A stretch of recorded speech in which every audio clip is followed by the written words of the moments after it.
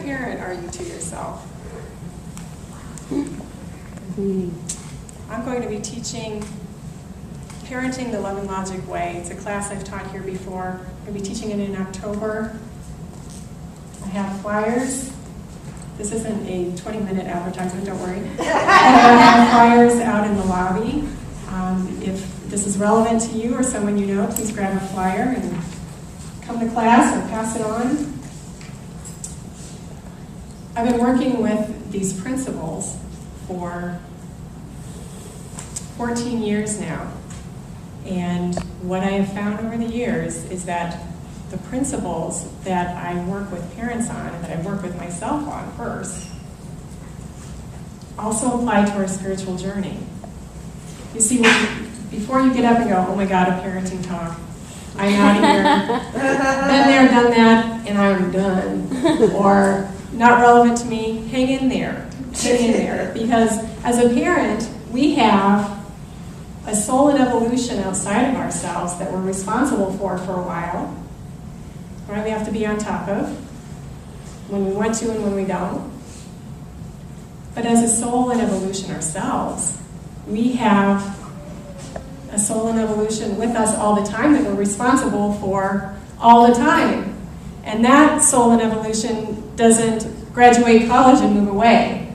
That soul and evolution within us is there all the time. All the time. Some of these principles apply. It's a 6-week class. Greg told me I have 20 to 25 minutes to talk, so I'm picking out the good ones. If you want to know the rest, come to class in October. It'll apply to you too. So the ones I want to address are establishing and maintaining a relationship, setting limits, allowing yourself to learn from your mistakes, and committing to yourself every day, every day, every day. When you're a parent, you really have to kind of get to know your kid because there is no book. Somebody asked me when Rosalie, our oldest child, was about 1, she said, okay, so you've been a mom for a year now. What would you say in your parenting book?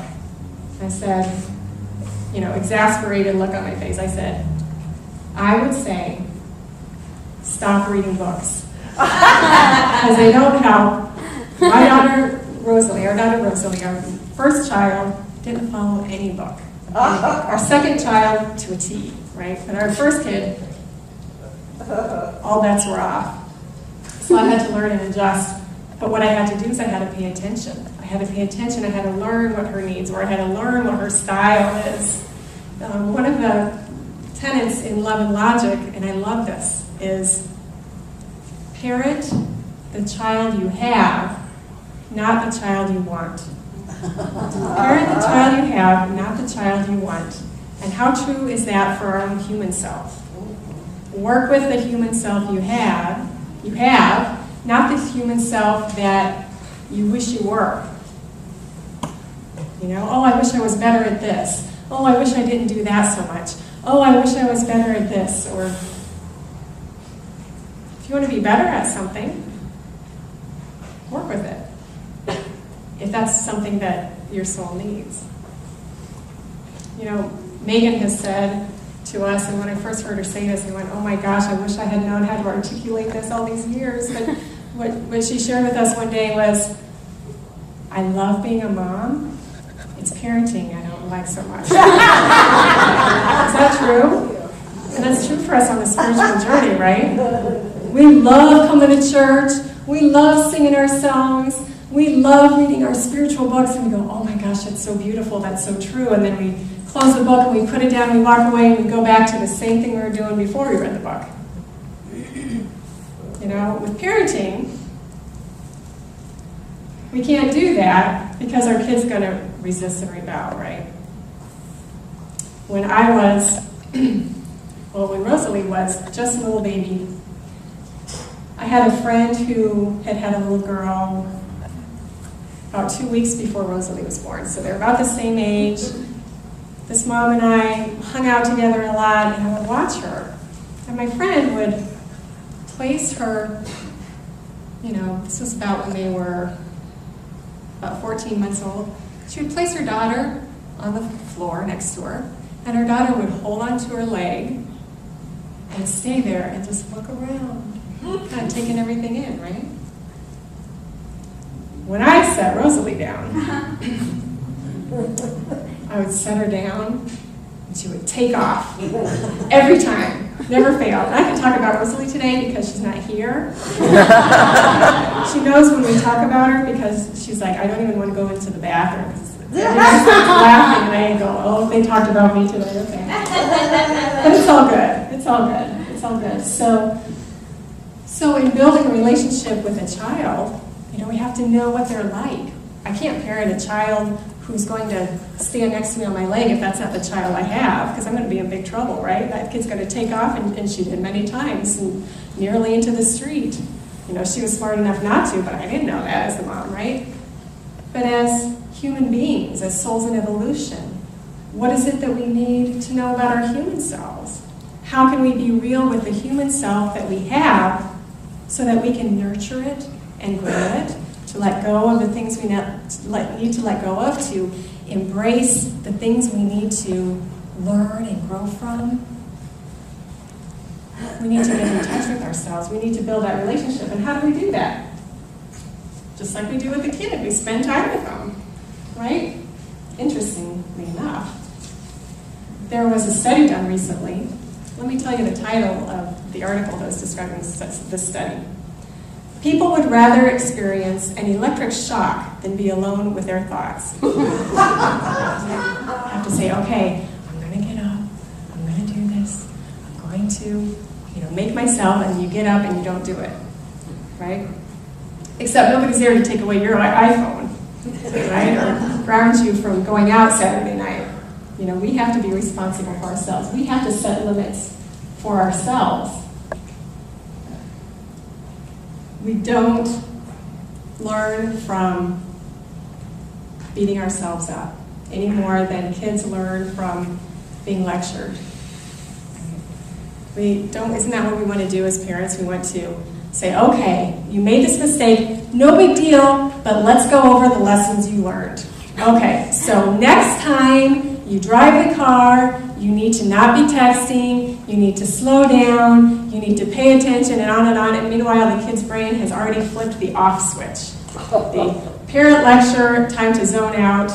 Maybe we can even deliver an electric shock to ourselves because it's much more interesting than listening to mom and dad, right?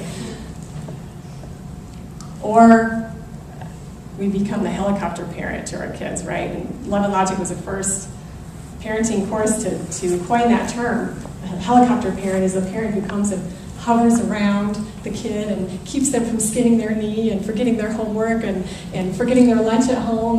And we don't let our kids make mistakes because we want them to just succeed and not experience disappointment. And we cripple our kid by doing that, right? We cripple them because then they don't get to learn. Oh my gosh, I forgot my lunch.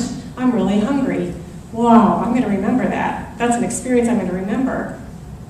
And one of the things I love about Love and Logic is that it assumes that the kid is smart enough to learn from their own mistakes.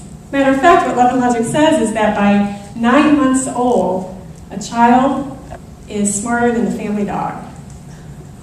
Maybe your kid was smarter at 6 months, but they say for sure by 9 months, a child is smarter than the family dog. And even the family dog can learn from mistakes, right? Without getting lectured at. So we too learn from our mistakes, and we can do it without that hammer that we like to put over ourselves, the shame that we like to feel, or we're used to feeling, we've been trained to feel after we make a mistake. But what that does is it keeps us from wanting to try again, right? It keeps us from wanting to try again. If we take our meditation time and our mind was going 50 miles an hour, 60 miles an hour during that meditation time, we say, oh, I failed, I'm not going to do that again. Because I don't like failure. I don't like to feel the feeling of hammering myself over the head. But our job is to learn and say, okay, well, what do I need to focus my mind for my meditation time?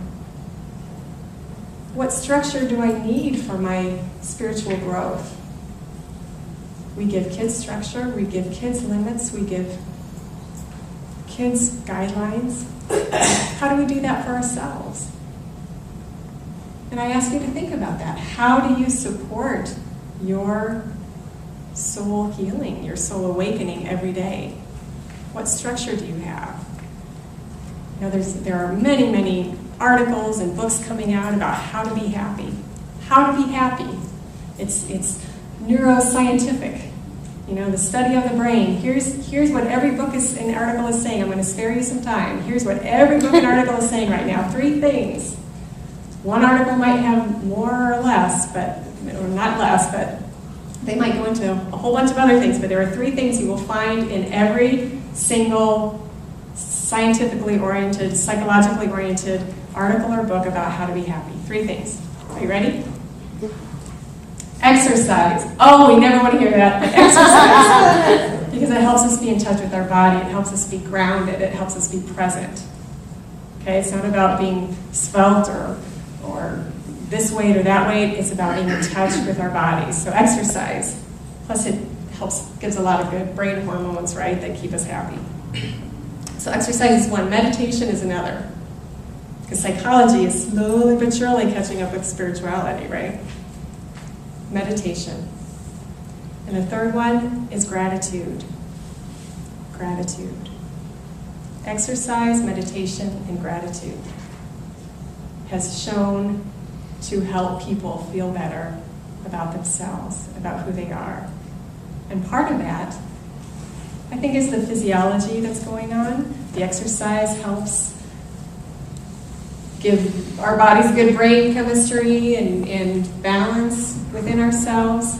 Meditation helps us to quiet and clear our minds. Gratitude helps us find the good things in the difficult things that happen. It helps us give us a chance to work through our difficulties, to work through the problems that come up in our life, because we live on the planet, right? So things come up, challenges come up, and those challenges are there to embrace and to grow. But the thing I think that helps us most with those 3 things, exercise, meditation, and gratitude, is that it gives us a spiritual discipline to follow, a personal discipline to follow. And you know, even in parenting, there's a whole continuum of the free-for-all parenting style where just let the kid be, let them express, the child knows. You know, as a therapist and a mom, I've read all sorts of parenting techniques and books and everything that's out there, and there are some that just say, never say no to your child, just redirect them. And, well, then how's my kid going to learn to say no to themselves? You know, we can't be free-for-all with our kids. We can't be free-for-all with ourselves. We need that structure. We need that, here's what I'm going to do today, and I may have to let something go so that I can get my meditation time in today. I may have to push myself because I really know I feel better after I exercise than I did before I exercise. I really feel better. I have to do that. We have to be that nurturing, supportive parent within ourselves, nurturing and supporting that which is going to help us grow. We don't have to do it from a nagging space, though, because we don't listen to it any more than kids do. That's the secret right there. We don't listen to our own nagging in our heads any more than kids listen to their nagging parents. In the therapy world, we were taught years ago that procrastination is a time management issue. That if you just learn better skills, you won't procrastinate. Not anymore. Now we understand that procrastination is an emotional management issue. And a lot of times the reason that we procrastinate is because we got this nagging little voice in our head that we want to avoid at all costs. It's saying, well, you should be doing this, and you should be doing that, and you should be doing this, and you should be doing that, and then we do it. Oh, that wasn't good enough. You should have done it this way. You should have done it that way. You should have done it 3 weeks ago. Oh my gosh, no wonder. No wonder we stay the heck away from that. Instead of standing up to it, setting a limit with that critical voice and say, hey, shut the heck up. I'm going to do this. It's going to be good enough, and I don't care. You know, there's lots of different ways that we set limits with ourselves, and we don't have to nag ourselves about it. We can do it with love. We can do it with support. One of the secrets I found, too, with kids is to, and with myself, is to present the boundary, present the structure in a positive way. And that's what Love and Logic teaches. Hey, feel free to go outside and play as soon as your room is cleaned up. Wow, that sounds like a lot more fun than clean your room. You're not doing anything else until you clean that room. Well then, you know, then it's all about the resistance rather than, oh, I get to go play as soon as this is done. I'm going to go do it because now I'm thinking about playing and I'm so excited about it. Feel free to watch, I don't know, what are people watching now? There's so many different things. Feel free to watch Long Island Medium as soon as my meditation time is over. Right? Got lots of ways I can record that, so watch it later. So I'll get my meditation time done, and then I can go do that. You know, as soon as I exercise, then I can relax and enjoy the sunset. Okay, but there are things that we have to let go. So I invite you to today really think about it and find out, what is your spiritual structure that you have for yourself? What keeps you on track? What are you doing for yourself to keep you on track? What are you doing for yourself to keep you on track?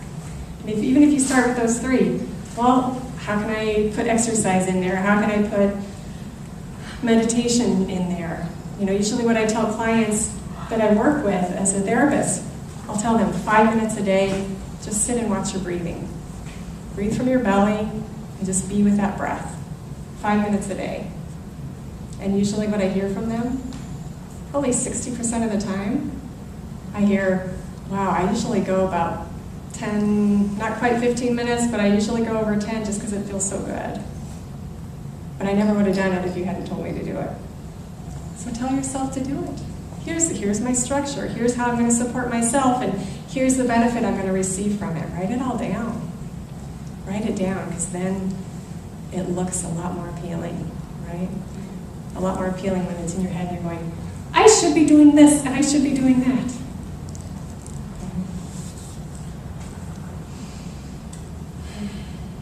Letting ourselves learn from our mistakes. Letting ourselves learn from our mistakes rather than being ashamed by them, rather than avoiding doing the thing that we need to do so that we don't have to make a mistake. How can we do that? With love and compassion. One of the things that Love and Logic teaches parents is to, when your kid makes a mistake, the first thing that comes out of your mouth is some form of empathy. Some form of empathy. If you can't do that, this isn't going to work. Empathy first. So when a kid makes a mistake, you get on their team, you get on their side, and you go, wow, that baseball went through the neighbor's window. Oh, that's rough. Wow, that must feel really kind of hard. Well, yeah, I'm scared. What am I going to do? I understand. I understand. So what are you going to do about it? And then the kid goes from emotions to thinking. Well, what can I do? What can I do to make this better? That's what we want to train our kids to do. That's what we want to train ourselves to do. Not when we make a mistake and go, oh, shoot! Oh, my gosh! Oh, look at this. Now I'm going to have to do this, and I don't have time to make it. Okay. But does that help? It doesn't help. It doesn't help. It just riles us all up and frustrates us even more. So how about a little empathy for ourselves? How about a little empathy? How about, whoa, I made a mistake. It doesn't feel very good. In fact, this is how it feels. And here's what I can do about it. I'm going to have you say all those with me, okay? Whoa, I made a mistake. Together? Whoa, I made a mistake. That doesn't feel very good. Together? That doesn't feel very good. In fact, this is how it feels. In fact, this is how it feels. Here's what I can do about it. Together? Here's what I can do about it. There's always a solution. There's always a solution. There's always a solution. To acknowledge, our affirmations and denials aren't about denying what's going on. It's not about denying the reality. It's about denying the negativity that we bring to, that we've been trained somewhere, somehow, to bring to a situation. It's like, no, okay, this is not the end of the world. And that's the denial. This is not the end of the world. I can handle this, and I can find a solution to it. And that gratitude practice, too, allows us to bring a positive outlook to the situation, too. So allowing ourselves to learn from our mistakes. Tomorrow night, I'm going to be teaching a class called It's Your Awakening Right On. And it's about journaling, the practical use of journaling on our spiritual growth. It helps us to get to know ourselves better. It helps us to listen to our guidance better. It helps us to solve our difficulties better, because it doesn't get trapped in our heads going round and around and around and around. It comes forth, it comes through, and it allows us, it supports us in learning from our mistakes. It helps us support us in learning to give ourselves that structure. And it helps with the last precept that I'm talking about, which is commitment to ourselves, making a commitment to ourselves. As a parent, we wake up in the morning, our kid's there, we're thinking about them. We go to bed at night, our kid is there, we're thinking about them. Maybe when they're 50, we stop doing that so much. No, somebody's shaking their head no. It's exponential with ourselves. We are there all the time. We are with us all the time, and it is our job to commit to ourselves, to commit to that human self that we were holding in our arms during our meditation, saying, I will support you. I will do whatever it takes to support you. I will let go of what I need to let go of. I will do the things I know I'm supposed to be doing for you anyway, and I will do them. And I will allow you to learn from your mistakes, and I will support you through them, and I will help you find solutions. So let's take a few moments now in meditation and in prayer, supporting, again, committing to that human self, that evolving consciousness that we are. And we see in our arms, once again, this human self, this personality, self that we are, that we see ourselves as, knowing that the light of God, that essence of the universe, is just right inside. And we want to pull that potential out, just like we do with our children. We want to pull out that potential, that God essence from within us. And it takes commitment. It takes work. It takes doing things we don't want to do sometimes. And it takes a recommitment every day, many times a day. So we do this right now, and we say, beautiful self, I commit to you. I commit to doing whatever it takes to support your healing, your expansion of your skills and your talents, and the expression of your God self. And take just a moment to commit to that part of you that does change and grow.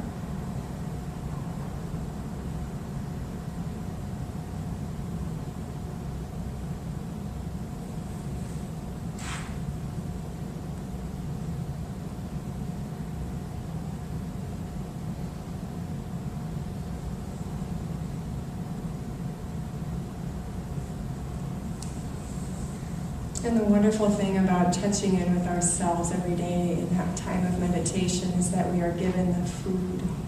We are given the wisdom, the knowledge, the understanding, the love, the courage, the patience, the inspiration to support our own awakening. And we are truly grateful. We are truly grateful for that spiritual food every day that we get to feed that self within. We say, thank you, God. And so it is. And we take a deep breath. Again, setting aside anything that we're holding in hands, mind, or heart.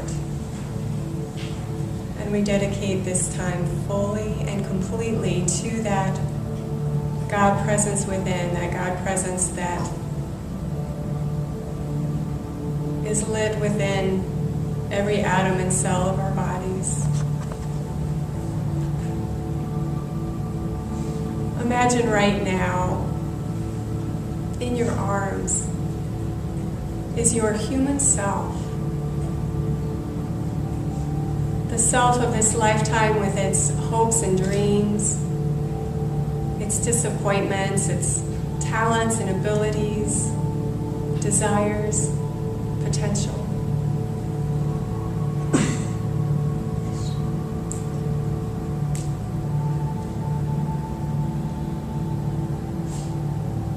And see yourself turning over this human self into the great light of God, of divine love and divine wisdom of the universe.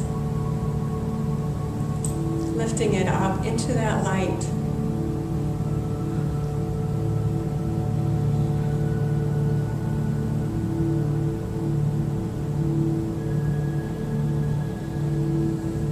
And as you release the hold of the human self,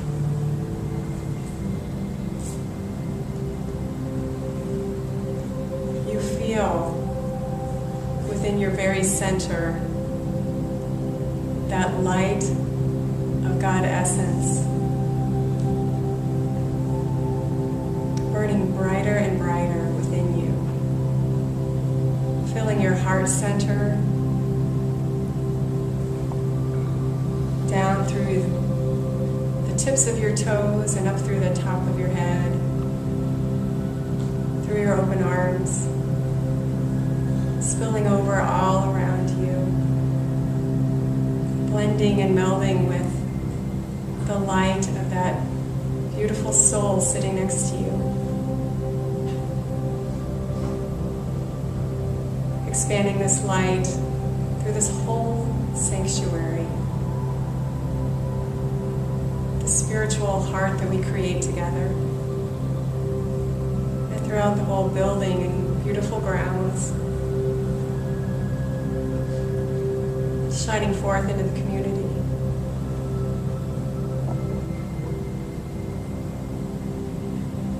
And for a few moments we hold this expansive light, letting it flow through us, sharing it, being it.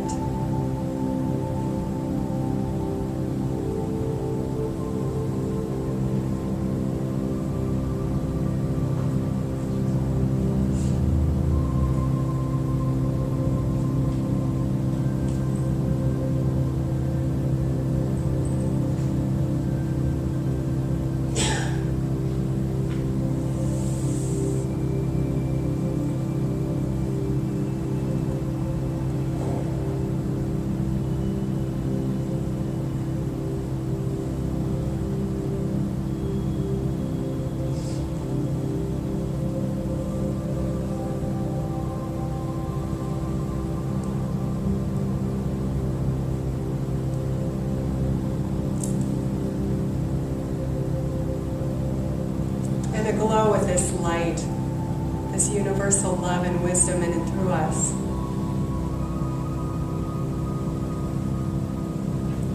We feel that universal love and light of God handing back to us that human self.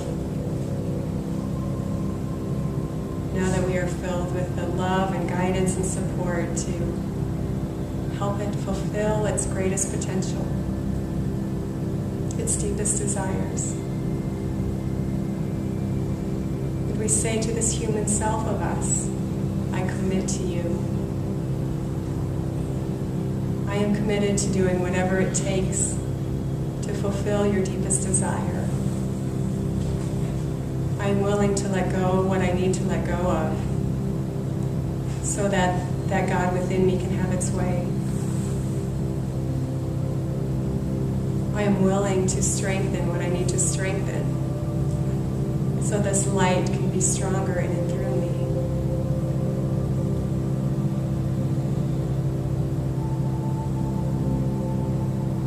I commit to you, human self, that I will support you in making the best decisions for your soul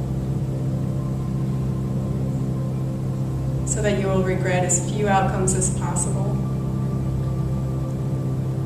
and let your love grow.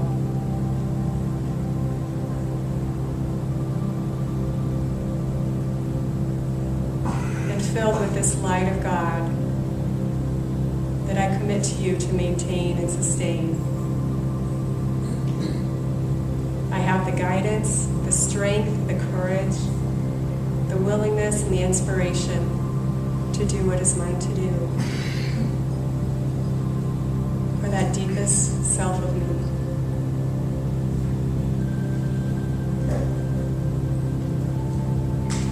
And embrace that human self. And we say, thank you, God. Thank you. Thank you for the food every day, the guidance every day, to support our human selves, knowing that that supports the God within. Thank you, God. So it is.